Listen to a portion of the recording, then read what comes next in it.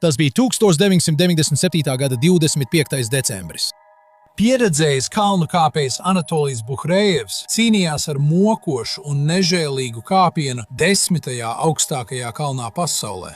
Droši vien tas nebūtu. Es tā neizvēlētos pavadīt Ziemassvētkus.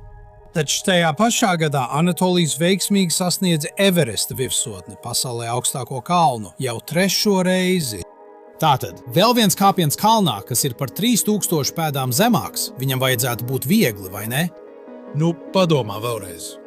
Izrādās, ka viens no 3 cilvēkiem mirst šajā kalnā, un Anatolijs tūlīt uzzinās, kāpēc. No leģendāro alpīnistu biedējošās pazušanas līdz lavīnai, kas apraka vienu no Everesta lielākajiem varoņiem, līdz pat šausminošai atklāsmei par ķermeņiem, kas joprojām sasieti kopā plaisā. Šis ir nežēlīgais stāsts par Annapurnu, nāvējošāko kalnu uz zemes. Laipni lūdzam ekstrēmā pasaulē. Kad runa ir par bīstamāko kalnu pasaulē, visbiežāk mūsu uzmanība tiek pievērsta Everestam. Galu galā simtiem cilvēku ir zaudējuši dzīvību, mēģinot sasniegt tā virsotnes, un daudzi no viņiem joprojām atrodas uz kalna kā atskaites punkti. Lai gan par to ir drūmi domāt, aptuveni 1 no katriem 15 cilvēkiem, kas sasniedz šo ikonisko kalnu, zaudē dzīvību, un tas pat nav tuvu pasaulē nāvējošākā kalna statusam. Ja tev ir kāda pieredze alpīnismā, varbūt tu domā, ka tas ir K2 vai Nanga Parbats Pakistānā. Atkal tu kļūdītos, jo tie nav pat tuvu tik nāvējoši kā bēdīgi slavenais Annapurna I, kas atrodas augstu Nepāles Himalajos. Taču neskatoties uz tā nāvējošo dabu, tas katru gadu piesaista daudzus alpīnistus no visas pasaules, kuri cer sasniegt tā virsotni. Annapurna viens ir 10. augstākais kalns pasaulē, paceļoties aptuveni 6545 pēdu virs jūras līmeņa. Kāpēju kopiena Annapurna 1 dēvē par nāvējošo kalnu. Monis Hercogs un Louis Lachenals pirmo reizi sasniedza virsotni 1950. gada 3. jūnijā. Taču tās prasīja ļoti augstu cenu. Savā drosmīgajā piedzīvojumā Moris zaudēja rokas apsaudējumu dēļ, pēc tam, kad bija pazaudējis cimdus. 4 alpīnisti arī iekrita plaisā un bija spiesti tur palikt visu nakti, līdz nākamajā rītā ieradās palīdzība. Bet, ja tev šķiet, ka tas ir slikti, vienā brīdī Moris pēc lavīnas trieciena atradās karājamies ar galvu uz leju virvē, kuras cilpa bija ap viņa kaklu. Brīnumainā kārtā viņi visi izdzīvoja, un mēs iedomājamies, ka kādu dienu par to uzņems lielisku filmu. Bet ne visiem ir tik paveicies, ja to vispār var tā nosaukt. Kopš viņa leģendārā kāpiena simtiem cilvēki ir mēģinājuši sekot viņa pēdās, un tieši šeit lietas ieņem tumšu un traģisku pavērsienu. Bija 1978. gada 17. oktobris.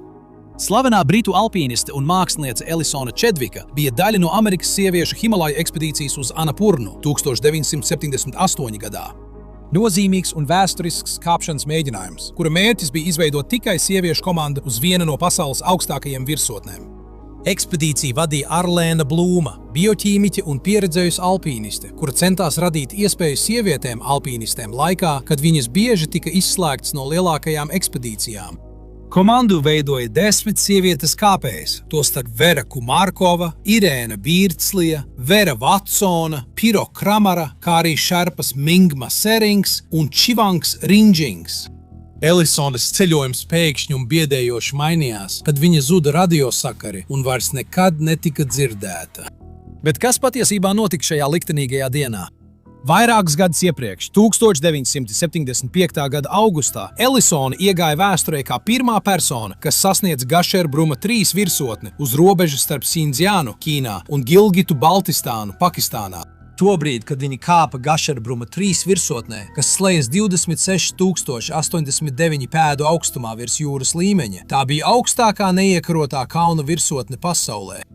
Mēs sakam, ka Elisona nebija iesācēja, kad runa bija par bīstamu kalnu kāpšanu. Viņu plaši uzskatīja par vienu no izcilākajām sava laikmeta alpīnistēm, taču nokļūšana Annapurnas pirmās virsotnē nav uzdevums, ko var uztvert vieglprātīgi. Un brīdī, kad alpīnisti, piemēram Elisona, uzkāpa uz Annapurnas, izredzes patiešām nebija viņa pusē. Tipiska kāpšana šajā kalnā var ilgt līdz pat 5 nedēļām. Viņu ilgais ekspedīcijas ceļojums sākās Katmandu, kur viņi ieguva atļaujas tikai par $30 no personas. Nepārāk slikti. Bet tas bija viņu mazākais satraukums. Vēl svarīgāk bija iegūt pareizo aprīkojumu, lai nodrošinātu savu drošību, tostarp ledus cirtņus, dzelkšņus, nostiprinātas virves, apģērbu augstam laikam, kā arī pietiekami daudz pārtikas un medicīnas piederumu, lai pietiktu visai ekspedīcijas laikā. Pareiza sagatavošanās bieži vien var būt izšķiroša starp dzīvību un nāvi. Un runājot par Annapurnu, pirmo viņiem bija jābūt gataviem. To nesauc par pasaulē bīstamāko kalnu bez iemesla.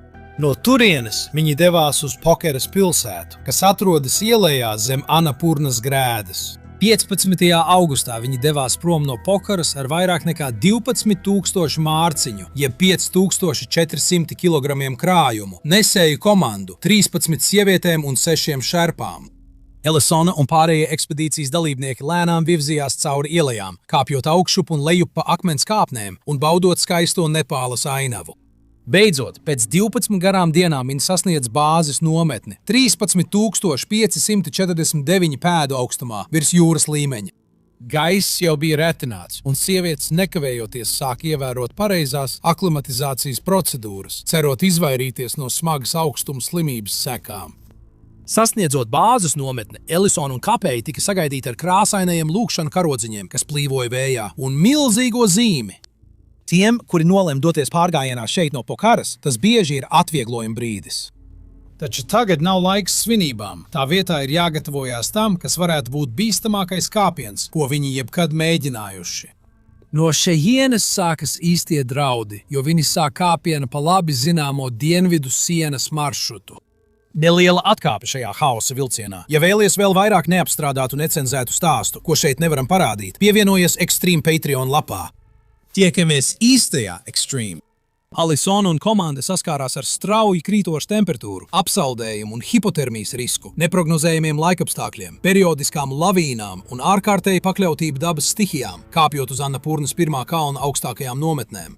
Jebkurā brīdī jebkurš no šiem faktoriem varēja novest pie nāves. Lai gan visi šie draudi pastāv arī citos kalnos visā pasaulē, uz Annapurnas pirmā kalna tie ir ievērojami pastiprināti. Ellisona un grupa virzījās cauri stāvam apvidum, kas bija neticami grūti pārvarams. Viņi kāpa pāri asiem un robainiem klints izvirzījumiem un biezām leduskārtām. Ap vidus ietver stāvus kāpumus un nokāpienus, kas prasa sarežģītas tehnikas, piemēram, kāpšanu uz dzelkšņu priekšzobiem un pakāpienu izciršanu, lai pārvietotos pa ledu un sniegu. Jā, tas noteikti nav domāts nepieredzējušiem alpīnistiem vai bailīgajiem.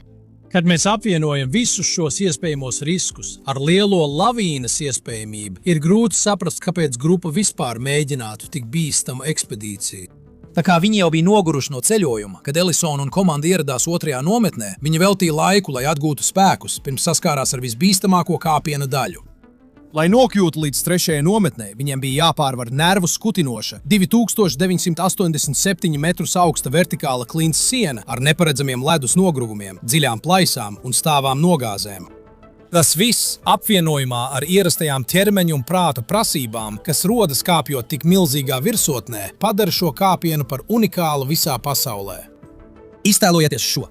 Ellisonas ķermenis jau bija sācis sāpēt un mocīties pēc vairākām dienām intensīvas kāpšanas. Viņa pamodās nometnē, kad ārā vēl bija tumšs.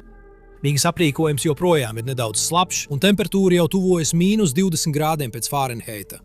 Viņa sapakoja savas mantas un nepieciešamo aprīkojumu, ko vajadzēja nest līdzi, pirms devās pāri slidena ledāja. Katrs solis ir rūpīgi jāizplāno.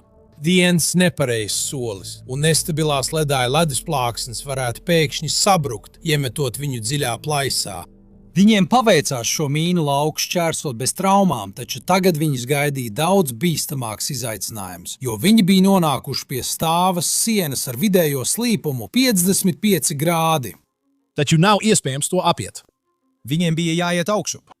Kad šerpas sāk organizēt ekipējumu, varbūt Ellisonas ķermenī pārskrien satraukuma vilnis. Šeit viņai būs jāizmanto ne tikai savas tehniskās prasmes, bet arī jāievēro piesardzība, jo jebkurā brīdī no kalna var nogāzties postoša lavīna. Izmantojot nostiprinātās virves, komanda sāka kāpt augšu pa atklāto klints sienu. Straudži krītošā temperatūra un vējš būtiski samazina tavu morāli. Visu laiku pastāv iespēja, ka no augšas var krist akmeņi, tāpēc visiem iesaistītajiem jābūt pastāvīgi modriem. Jebkurā brīdī laika apstākļi var mainīties acu mirklī, un kāpēciem jābūt gataviem stipram vējam un pat sniegam. Pēc tam, kad viņi bija pārvarējuši savu neticami grūto maršrutu posmu, komanda sasniedza 3. nometni, kas atrodas 21,325 pēdu augstumā virs jūras līmeņa. Viņus noteikti pārņem prieks un atvieglojums. No šejienes viņi dosies tālāk uz virsotni. Tas varētu izklausīties viegli, tomēr tā nebūtu nav. 15. oktobrī 3 ekspedīcijas dalībnieki – Vera, Irēna un Piro – tika izvēlēti pirmajam virsotnes mēģinājumam. Taču tas prasītu visu viņu atlikušo enerģiju. Sievietes sāka ceļu uz Anapurnas iespaidīgo virsotni. To darot, ledainais vējš trieca viņu apģērba sānos, kamēr viņas lēnām pārvietojās pa šauru un atklātu kori. Neskatoties uz to, ka viņas bija sasietas ar virvēm, jebkurš nepareizs solis no kādas sievietes puses būtu apdraudējis visas. Katrs solis uz priekšu tika rūpīgi aprēķinskināts, kamēr retinātais gaiss padarīja elpošanu ārkārtīgi grūtu pat ar papildu skābekli. Piro, Vera un Irēna cīnījās ar hipotermiju, spēcīgajiem vējiem un nestabilitāti. Stabils reļiefs un pat dziļš sniegs, un beidzot viņi sasniedza Anapurnas pirmo virsotni, mēnesi pēc ekspedīcijas sākuma. Stāvot virsotnē, viņiem noteikti šķita, ka pasaule ir pie viņu kājām. Viņi uz brīdi apstājās, lai izbaudītu elpu aizraujošo skatu pēcpusdienas gaismā un saprata, ka ir kļuvuši par vēstures veidotājiem. Vera un Irēna kļuva par pirmajām amerikānietēm, kuras veiksmīgi sasniedz kalnu virsotni. Kad augstais vējš pāršalca ainavu, viņas uzmanīgi novietoja vairākus koši krāsainus karogus, nostiprinot savu sasniegumu. Uz viena no tiem viņas uzrakstīja šādu saukli: sievietes vieta ir virsotnē. Kad viņas bija beigušas baudīt elpu aizraujošos skatus, bija pienācis laiks atgriezties realitātē un saskarties ar jaunām briesmām.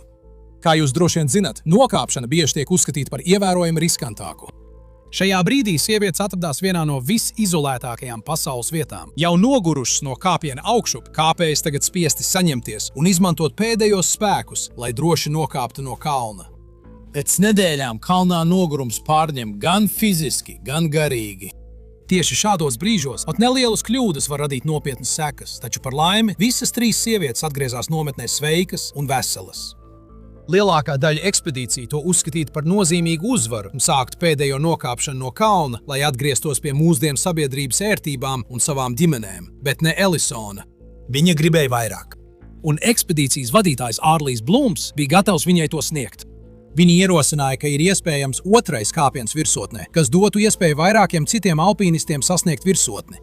Šoreiz vadību uzņēmās Elisona, kad ekspedīcija mēģināja sasniegt citu, iepriekš neiekarotu virsotni. 26,414 foot tall. Centrālo virsotni.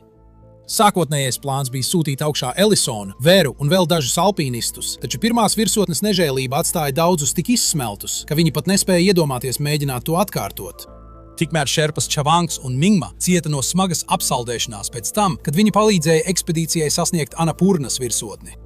Galu galā Elisona un Vera mēģināja otro reizi sasniegt virsotni vienas pašas, bez šerpu gidiem.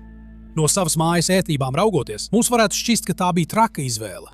Jau visticamāk ciešot no augstuma un vieglas augstuma slimības, Elisona un Vera bija sieviešu alpīnisma pionieres. Abas bija kāpušas dažos no pasaulē bīstamākajiem kalniem un bija veltījušas tam savu dzīvi. Viņas zināja riskus, zināja maršrutu un vēl vairāk. Viņas zināja, ka viņām ir prasmes, kas nepieciešams, lai sasniegtu virsotni otro reizi. Tāpēc 1978. gada 17. oktobra agrās rīta stundās, dodoties no 3. nometnes, Elisona un Vera devās pretī savam liktenim. Abi atkal saskārās ar spēcīgiem vējiem un neparedzamiem laikapstākļiem, lēnām kāpjot Anapurnā otro reizi. Taču šoreiz viņi bija pilnīgi vieni, ar vienīgo saziņas līdzekli rāciju, lai sazinātos ar pasauli zem viņiem. Izskatās, ka alpīnisti virzījās uz priekšu un bija ceļā uz 4. nometni. Ārlijs bija vienojies ar sievietēm sazināties par rāciju tajā vakarā, taču, kad saule norietēja virs kalniem un nakts pārņēma maršrutu, rācija palika klusa. Nometnē pārējo alpīnistu vidū sāka rasties bažas, taču viņi nolēma gaidīt līdz rītam. Tad saule uzliec pār Anapurnu un joprojām nebija nekādas saziņas par rāciju. Tagad Ārlijs un pārējie ekspedīcijas dalībnieki bija spiesti gatavoties sliktākajam. Cerībā atrast sievietes, Ārlijs lūdza šerpām Mingmam un Lakpam doties viņas meklēt, taču abi vēl joprojām cieta no apsaldējumiem un izsīkuma. Beidzot, 3. dienā, bez jebkāda kontakta, viņi piekrita kāpt kalnā un meklēt Elisoni un Vēru. Runājot par viņu lēmumu meklēt sievietes, Lakpa teica: Mingma un es pavadījām daudz laika kopā ar sievietēm, un mēs labi iepazinām viens otru, bet bija vējains un maršruts bija tiešām slikts. Iespējams, daļa no iemesla, kāpēc mēs nolēmām doties, bija vainas sajūta. Drosmīgi vēlreiz kāpjot kalnā, šerpas rūpīgi pārmeklēja maršrutu, cerot atrast abas sievietes. Neskatoties uz skarbajiem apstākļiem un pašu ciešanām no augstuma, viņi turpināja virzīties uz priekšu. Tikai nelielā attālumā no 4. nometnes viņi uzdūrās sirdi plosošai ainai. Apmēram 600 metru attālumā no vietas, kur viņi atradās, dziļi plaisā, viņi ieraudzīja bezdzīvīgās Elisona un Vēras mirstīgās atliekas, kas joprojām bija savienotas ar virvi. Lakpā, viena no šerpām, bija satriekta par 2 sieviešu atrašanu, ar kurām viņa ekspedīcijas laikā bija labi iepazinusies. Viņa vēlāk teica: No Anapurnas manā atmiņā nav palicis nekas cits kā tikai tas brīdis, kad ieraudzīju šos ķermeņus. Līdz pat šai dienai viņu nāves precīzais iemesls joprojām ir zināmā mērā noslēpums. Vai viņi tika iesprostot nelielā lavīnā, kas piespieda viņus doties lejā pa stāvo nogāzi, vai arī tas bija akmeņa nogruvums, kas lika viņiem nogāzties lejā no kalna? Neatkarīgi no iemesla, šajā liktenīgajā dienā alpīnisma pasaule bija zaudējusi 2 leģendāras sievietes. Pārējā ekspedīcijas komanda izrādīja cieņu, iegravējot Elisonas un Vēras vārdus akmenī pie bāzes nometnes. Krēslā zem mākoņainās virsotnes sievietes dziedāja šakeru dziesmu Simple Gifts un kopā ar šerpām skaitīja lūgšanu Om Mani Padme Hum. Šis bija atvadu brīdis vislabākajā veidā, kā viņi prata. Elisona un Vēra ir tikai 2 no daudzajiem cilvēkiem, kuri zaudējuši dzīvību Slepkavas kalnā kopš pirmā veiksmīgā virsotnes sasnieguma 50. gados. Redziet, Anapurna nav tikai bīstama, tā ir gandrīz netaisnīga. No katriem 3 cilvēkiem, kuri mēģina sasniegt kalnu virsotni, viens nekad neatgriezīsies. Neviens cits kalns uz zemes nerada tik lielu risku cilvēka dzīvībai. Bet īstais jautājums ir, kāpēc alpīnisti turpina riskēt ar visu tikai, lai sasniegtu tā virsotni? Lai tu saprastu, mums jāiekāp tādu alpīnistu kā britu kalnā kāpēja Aleksa Makintaira kurpēs. Runa nav tikai par alpīnismu, svarīgs ir arī psiholoģiskais risks, kas to pavada. Tādiem vīriešiem kā Aleksam tas ir satraukums, kas rodas veiksmīgi sasniedzot kādu vietu pasaulē, kuru sasniegs tikai retais cilvēks. Un kaislīgiem kāpējiem nokļūšana kalna virsotnē, no kura baidās pat visizcilākie alpīnisti, ir kā svētais grāls. 1982. gada 17. oktobrī Aleks bija nelielas ekspedīcijas komandas sastāvā kopā ar franču alpīnistu René Žilini un vēl vienu kāpēju, kuram slimības dēļ nācās atkāpties. Ekspedīcija raksturoja tās minimāla ekipējuma pieeja. Vīri nesa līdzi pēc iespējas mazāk ekipējumu un krājumu, cerot uz ātrāku kāpienu. Šis stils bija cieši saistīts ar Aleksu, kuru daudzi kāpēji sabiedrībā uzskatīja par pionieri. Atkal un atkal viņš spēja izvairīties no nepatikšanām, neskatoties uz to, ka saskārās ar tik ekstrēmiem apstākļiem ar minimālu ekipējumu. Šajā dienā Aleks un Renē iekaroja reljefu un stāvos tehniskos kāpumus, veiksmīgi sasniedzot Anapurnas pirmo virsotni, stāvot tur, kur pirms viņiem bija stāvējuši tikai nedaudz cilvēki. Gaiss bija kļuvis neticami retināts, tāpēc viņi ātri apskatīja apkārtni pirms sāka kāpiena lejup. Pēc rūpīgas pārvietošanās pa bīstamo reljefu un cīņas ar svelmaino augstumu viņi atradās apmēram 23,000 pēdu augstumā virs jūras līmeņa. Viss vīriem šķita noratam labi, taču viņi pat nenojauta, ka drīz notiks neparedzēta traģēdija. Kamēr Aleks uzmanīgi virzījās leju pa stāvo nogāzi, rūpīgi sekojot katram solim, Renē sekoja viņam aiz muguras, darot to pašu. Motivēti, bet izsmelti vīri turpināja ceļu. Tad pēkšņi Renē izdedēja skaļu blīkšķi, un pirms viņš paspēja pat acis pamirkšināt, viņš redzēja, kā Aleksa ķermenis pazūd no takas un noripo lejā pa kalna nogāzi. Panika un šoks pārņem franču alpīnistu, jo viņš neko nevarēja darīt, tikai noskatīties, kā viņa draugs noripo vairāk nekā 240 metrus, līdz viņa bezdzīvīgais ķermenis apstājās. Aleks bija kļuvis par neparedzēta akmeņa nobrukuma upuri. Diemžēl liels akmens, kas svēra apmēram 5 kg, bija nokritis no augšas un trāpījis viņam pa galvu, tajā pašā laikā salaužot viņa kaklu. Iekšējais trieciens izrādījās letāls, un visticamāk, Aleks jau bija miris, kad viņa ķermenis sasniedza nogāzes leju. Pēc negadījuma Renē izdevās atrast Aleksa ķermeni zemākā augstumā, kur tas bija apstājies pēc kritiena. Taču nelabvēlīgo laikapstākļu dēļ, kas Kalnu piemeklēja neilgi pēc viņa nāves, ķermeņa atgūšanas darbi tika apgrūtināti, liedzot nekavējoties atgūt viņa ķermeni. Aleksa priekšlaicīgā nāve nebija tikai personiska traģēdija, bet arī ievērojams zaudējums alpīnistu kopienai, kas tikko bija zaudējusi vēl vienu kāpēju Nepāles slepkavas kalnam. Viņš bija pazīstams ar jaunu kāpšanas tehniku ieviešanu un stila popularizēšanu, kas uzsvēra ātrumu un efektivitāti alpīnisma apstākļos.